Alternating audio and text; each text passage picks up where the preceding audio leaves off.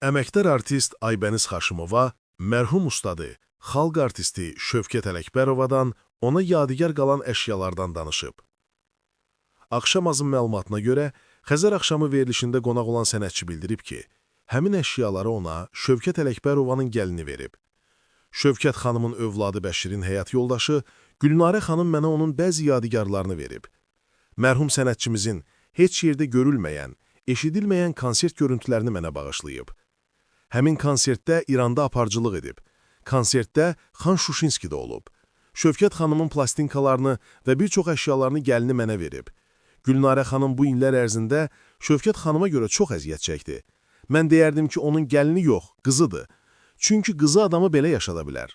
Onun adını uca tutmaq üçün həmişə əlindən gələni edib. Bir-birlərinə də çox bənzəyirlər.